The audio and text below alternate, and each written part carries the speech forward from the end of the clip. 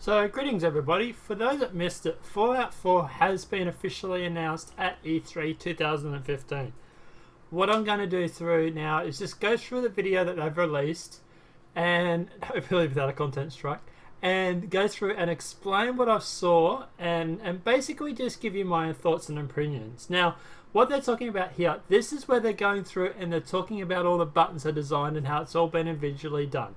Now they're showing screenshots of Fallout 4, so this is all game content screenshots, I believe. And they're basically just showing off their attention to detail, hence the buttons. So they want to basically reassure everybody that, you know, the attention to detail in the game is there. They have been designing this game for over 5 years now. They did start back in 2009, and it has been a long process. And there are a lot of screens and a lot of attention to detail that has definitely gone into this game, and it does look amazing. You know, there's multiple skins on different enemies, and it's just, the attention to detail is amazing. Now, this is obviously more screenshots showing off the world, the open world. It is open world yet again, guys. And basically, the storyline is that there were agents that went around, or salesmen that went around, and basically sold people these, what they call vaults. Now, the vaults were atomic bomb shelters that you could actually purchase, I believe or you were given by the government, that would protect you in case of nuclear fallout. And then, lo and behold, later, obviously, there's a nuclear fallout. So these people all ran and survived in these vaults. Now, he was in the vault for 200 years, so we're not sure how or why. But he's obviously, he's the sole survivor apparently, excluding a dog and also a robot that you also find. Now the game is coming out with collector's edition, which we will talk about shortly as well. It does have a very cool wristband thing, but getting onto the actual game itself for the moment. Now, this is obviously the prelude to the whole story, so this is what sets up the whole story for you. This is the area pre-war or pre-apocalyptic. Excuse my pronunciation. There is the characters. You can decide to be whether male or female in the game, I believe. And also keep in mind too that this is fully customizable as a character. So these characterizations are fully customizable. It's not like Destiny or even Sims, which obviously Sims did an okay job. But this seems to be in great more detail. You can fully change beards, mustache, hairline, hair color, eyes, nose, you know, depthness in the face, lips, tone, skin color. You can be male or female. You can change anything you really want. It looks fully customizable, and look, I really do have to give them props for this because this looks unreal. Now, obviously, this is when they go to the female version. Obviously, you can go through and you can customize with, like I said, either male or female. And obviously, too, there is also, they said, an algorithm for babies. Now, I believe these two actually have a kid in the story, early in the story, and the baby's characteristics will actually be derived from the parents, like in real life. So that's kind of important. Now, obviously, here's the robot that obviously you get to help you. Lovely little robot, offering you, I believe, a cup of coffee or a cup of tea. And this is obviously, this is all still prelude, so this is all pre-game sort of stuff as well. There's the cola that obviously Fallout was known for, people trying to find it throughout the game. Obviously some cereal and that from the Fallout brand. And obviously just showing off the TV, the house as it was, and this is the agent. Now he's the one that actually sells you, or he says you've been selected to receive the Fallout bunker. Now what they're going to do now is obviously just simply go through, and it's a creative way of actually going through and getting some details off you for your character customization. So for example, if you want to put in agility or strength or intellect or whatever, I presume you obviously get a certain amount of base points. I think it was 15 or 20 base points I saw, and here it had 21 here. and you go through and you start providing the stats to the and it's a creative way of doing it, other than obviously just doing the sliding scale thing during the character customization. So that was pretty cool. I like that. And there's the guy slowly walking backwards, and obviously the wife is just saying, obviously, look, obviously it's peace of mind, etc, etc, etc. Beware of strunky salesmen trying to sell you nuclear fallout shelters, especially before a war. There's the baby. Now, obviously, the baby's, like I say, the tone, the texture, the characteristics of the child obviously do come from the parents. So there's always that. But I don't think the kid and the mum have a very big role in the movie, or in the game, sorry. So maybe, I don't know, maybe later in the game you find them again, maybe they're still alive. We always were told that we were the sole survivor.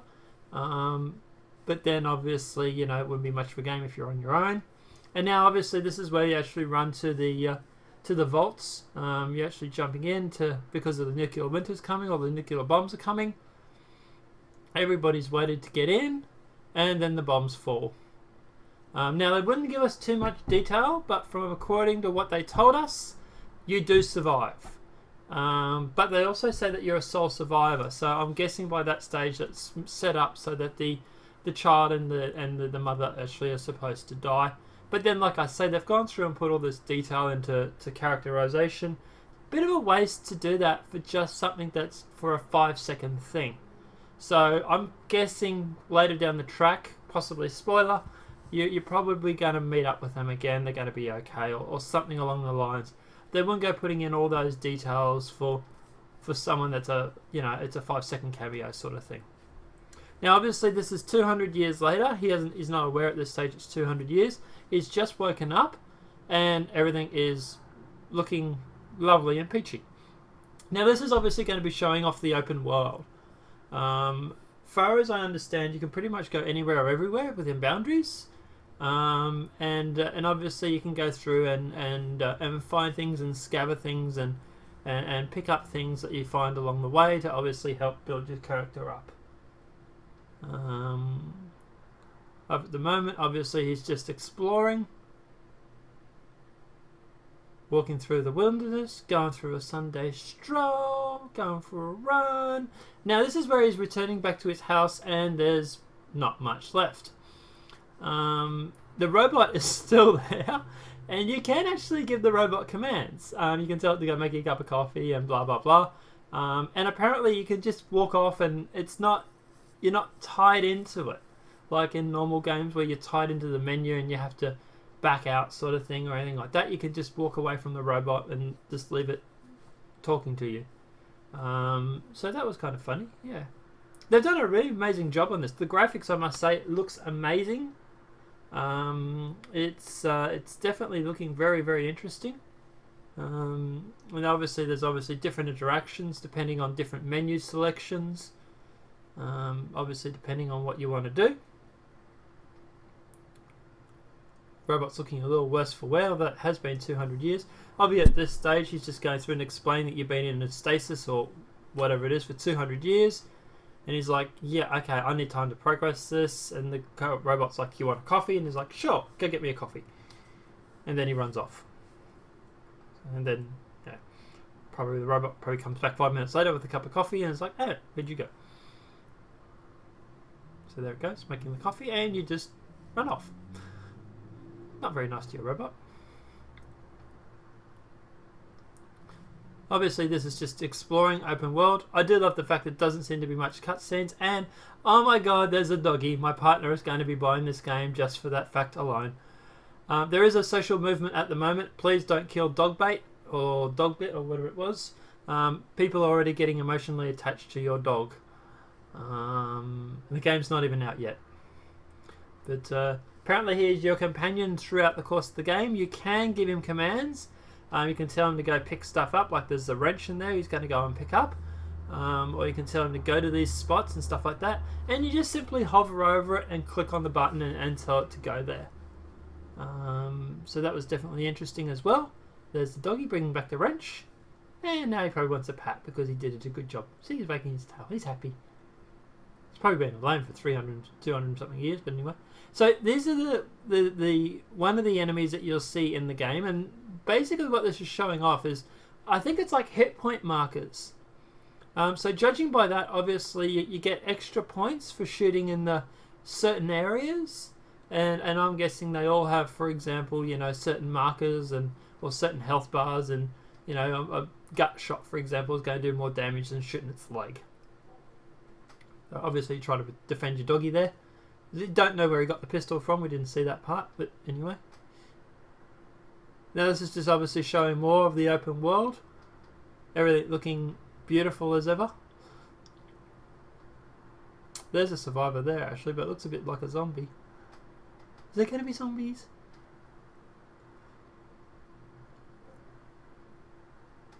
See more open world shots. Still got your doggy. Now he's got a harness for his gun. My understanding is that you can actually modify your weapons in this. I believe that they said that there was over 50 base weapons and over 700 matches or 700 different mods to each gun or to the guns. So for example, if you pick up like a pulse rifle or a pulse gun or a pulse pistol, you can turn it into a pulse sniper rifle. But they'll explain that a bit later on as well. Now the general idea of this game, as far as I understand, is that there's these settlements that you have, and that there are people called raiders who have also survived. So much for being the sole survivor. And you're basically going through it, and you're trying to, I don't know, maybe trying to figure out what happened. I'm not quite sure. There's not a lot of details, and like I say, I haven't played the previous Fallout games. I'm going to be buying them probably tomorrow now, just to play them, just so I can obviously know what was going on. But definitely interesting. Now this is where they're actually talking about, now the game comes out with a collector's edition. Now in the collector's edition you actually get the armband that he gets here, and it is a functioning armband, or a functioning Pip-Boy as they call it. Now that's the one that you actually find in the game, you actually pick up and you put on like that. And obviously the Pip-Boy, I think it's much like Destiny with its Grimoire cards, except it's all tied into the game, which obviously is a lot better than the way that Bungie and had done Destiny. And this basically allows you to go through and access information and data and give you a little bit of extra things, like for example you can talk about leveling up and obviously any sort of upgrades or anything like that you get. I think that's all controlled by the Pip-Boy. Any sort of armor, I think that's all controlled in there. Your health, your regen, if you find like med packs and whatnot. They even went to the actual dedication of putting in games into the Pip-Boy, so you can sit there and play your games. I suppose if you've got sole survivor on the end of the world, what else you going to do but play games? It's good to see the game industry survives no matter what. Now, what they're actually also going to go through and talk about is that there is actually a functioning Pip-Boy that actually comes out with the collector's edition. Now, we're not sure, there it is there. We're not sure about the numbers, how many have been released or anything like that. I did check EB Games in Australia when prior to this actually going out, and I couldn't find anything mentioned on there about the Pip-Boy collection as of yet. Now it does allow you to go through and actually snap or put your mobile phone in there, and obviously allow you to activate it by using the touchscreen on your phone. And there is actually an app that will actually come out that will actually allow you to go through and use the Pip-Boy and to use your mobile phone to access obviously in-game content that you might be able to access while you're playing. Now don't fret guys, if you don't get the collector's edition, you can still get the app for the Pip-Boy on your mobile phone or on your iPad. It is going to be, I believe, free to download, and it basically allows you to go through and just access your content. And obviously, if you don't have the Pip-Boy, you just use your normal mobile phone or your /iPad. So that's obviously really good news too. Something that obviously that Bungie did need to work on a little bit with their Destiny and other games alike. So that's something that's going to be released, and I believe it gets released when the game comes out. So that's also something that's very, very interesting. It is, I believe, smartphones, tablets, apps for Pip-Boy, and I believe it's Android as well as iPhones, but don't quote me on that. So now this is where he's actually going to be talking about the new game that they developed. Now the new game is actually going to be called Fallout Shelter. It's actually a game that is actually out now. The Twitch streams are already going nuts with people playing it. But yeah, it's a game for iPad and Android, and it's inspired by games like, for example, XCOM, SimCity, and alike. Now, what happened was back in 2009, obviously the iPhone came out, and these guys they fell in love with it. They were playing games on their phone, and they kept coming up with this idea to make their own game. So this is what it is. This is going to be called Fallout Shelter. Now, what you do is you're an overseer, or you get to make your own vault, and as part of the overseer, you actually get to go through and you get to expand it. Now, this game, I believe, is completely free of charge to play. It is extra content that they have released, and it is available for people to play now.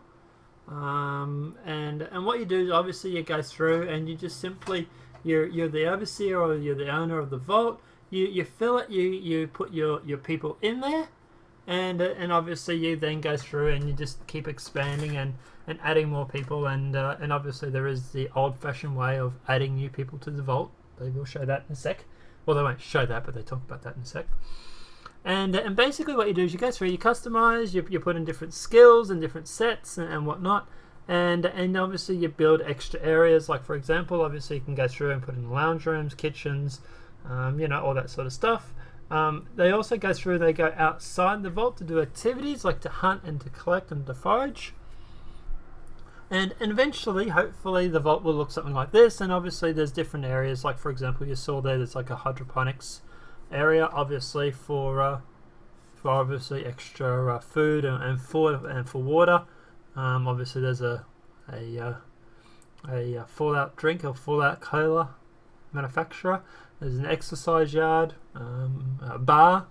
Obviously, they joke and say that's where you pick up your charisma. A gym, obviously, because let's face it, you're in a Fallout shelter, you don't want to get bored. So you go through, and apparently you get these cards that unlock certain things every day, allowing you to go through and expand in the game. And obviously there are catastrophes and incidences that happen. Obviously you get attacked by raiders, so you got to defend them or defend your home against them. You get fires and whatnot and that. And obviously you also get vermin and now this is the obviously the old-fashioned way of increasing the population count. I'll try and keep this PG rated, so obviously I don't have to worry about ratings, but you get the idea. And that's the Fallout game. Now it is able to be downloaded right now. It's called Fallout Shelter. It is on the App Store. I will just check that right now for you, actually. Well, I've got my iPad here. They were saying that might take some time for it to get populated. So we just double check to see if it's actually out. But I've seen people playing it on Twitch. So obviously depending on what server you're on as to how quick you get populated. But let's check it now.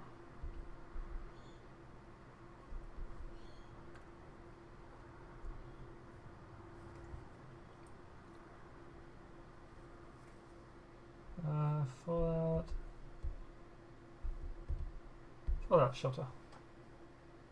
Yep, okay, you can get it. I am downloading it now for you. It is available, at least in Australia, and it is currently downloading to my iPad right now. Guess what I'm doing this afternoon? So that's what they were doing. They've been developing that since 2009, I believe.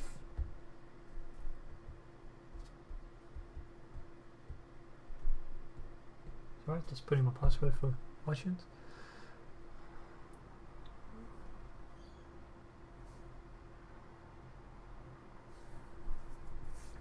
And obviously they're going through now and they're talking about the open world.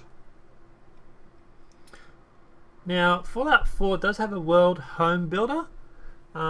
This obviously does really leave SimCity in its wake, or even The Sims. Basically, you can go through and you can build. You get these areas and these platforms, and these sort of like vacant lots, and you basically you go through, you demolish, or you take what you want from obviously the world. And like, for example, you can dismantle pretty much anything and everything. And there you go, there's a vacant lot now. And you just simply start recycling all the furniture and recycling everything to start making and building your own home. Especially after what happened with the Sims 3.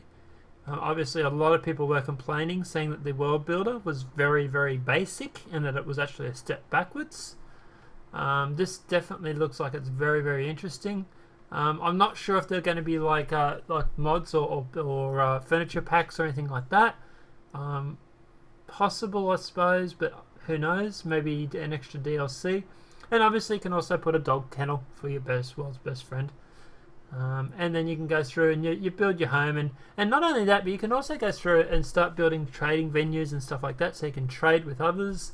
You put in generators, and you can put in food and grow plants and water, basically allowing you to feed yourself and whatnot. And these are the generators here, the power generators hooked up to power lines, and then the power lines hook up to the lights. So obviously that'll give you lights going into your home or into the area, so you can actually go through and not just that, but you can also go through and put through like terminals who allow you to go through and to control certain features. You can also put turrets that also require power, and they're also there to help defend your home against raiders and stuff like that. So if you ever get home, you find your house has been destroyed, maybe you should extra involve in a turret or two. And obviously there's the turrets there. And this is where it's obviously defending people against raiders. That looks like it's a mortar attack. That looks like it's a trip mine or a laser. And that looks like flamethrowers and 50 cal guns or something along those lines. And these are obviously, this is just showing off the world builder, the home builder. So you get to build your very own home. Yay! Without paying GST or tax. And obviously there's different ones, different situations, obviously different extremes. That one looked pretty cool, being up high. Protects you from the raiders. Don't know what that is exactly, but anyway. And there's the logo, obviously. That looks very, very cool. So that looks like it's been very well done too, and obviously something that obviously people were screaming out for when it comes to things like The Sims and SimCity and stuff like that. Now, this is also where they're going through, and they're actually talking about how you can manufacture and alter things. So, for example, they've got long scope. Now, to build it, you obviously can use your duct tape, your globe, and I think it's a winch. Or you can, you change things around, and these are obviously things that you go through and you can pick up in the world. And this is where it's showing off the pistol here. Now, obviously, changing different things obviously makes it different. So, for example, it started off with a pistol. Obviously, you extend the barrel. It's going to be a long laser pistol now. If you go putting a scope on it, extending it, putting a stock and putting a very long barrel, obviously you'll change it into a rifle. I presume obviously the longer the barrel, the more accurate. They'd want to try and keep it as real as they can, within obviously exceptions. And this is just obviously showing off obviously just things that you built and things that you can make. So that started off as a pistol, now high caliber, bayonet, muzzle, sniper rifle, pipe rifle, compensated pipe rifle. Baseball bat obviously turns into a lot of stuff, including a bladed aluminium baseball bat. Everybody seems to love that. Automatic assault rifle, obviously turned into a a compensated automatic assault rifle. Plasma thrower turns into a plasma cannon, turns into a plasma sniper rifle. So like I said, there's over 50 different guns and 700 different mods. So that's obviously something that's also very interesting as well. A lot of options. And also you can go through and customize your armor. Now this is all very power armor. This is all very modifiable as well. I believe there's scenes in it where you see him like he's flying around like an Iron Man. So there's that as well. But yeah, definitely looks interesting. They're just more screenshots from around the game.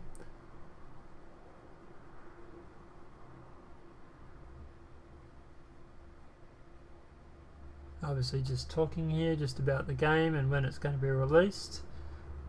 Now we do have a release date, and guys, it is a big shock. This game is coming out this year. In fact, it is going to be released in the 10th of November 2015. So this game is going to be out in basically about 5 months. So that is something that is obviously definitely very interesting. And it's probably also why they were the first to come up, because it does mark the exact 5 months from today. A little under 5 months from today. So I'm guessing they were pretty amped to sort of get it out there. Obviously there's hit points for different targets again. Get to see the different rifles that he's firing off, and different abilities and different guns and different mods and whatnot. Different enemies.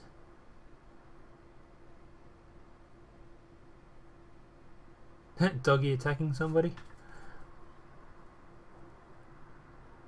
Oh, that would have hurt. Obviously that looks like a shotgun. Love the shotgun. Pistol, gotta love that. I'm definitely buying this game.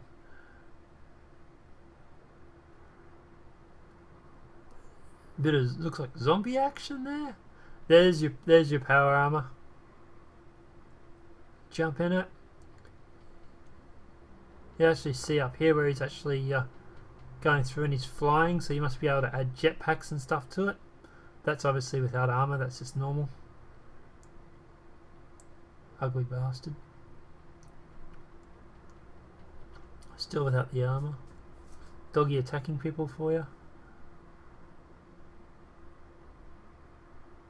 Great big bugs and insects and aliens and God knows what. Looks like you can also rescue or get a rescue chopper or rescue helicopter or something.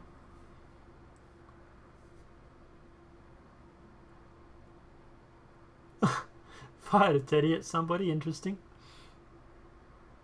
There's the there it is there, flying around. That obviously that looks like it's been an add-on to the pack, the ammo that you add later, or you upgrade it. And best surefire way to take out somebody is with a rocket launcher. Definitely looks very interesting. I believe it's going to be 60 frames a second at 1080p. And there it is. Guys, this concludes Fallout 4. Enjoy yourselves. Let us know in the comment section below what you think. Whether you like it, you don't like it. If you're going to buy it. But apart from that, guys, look, enjoy yourselves. Have a great night. I hope you enjoyed this walkthrough. Have a great day.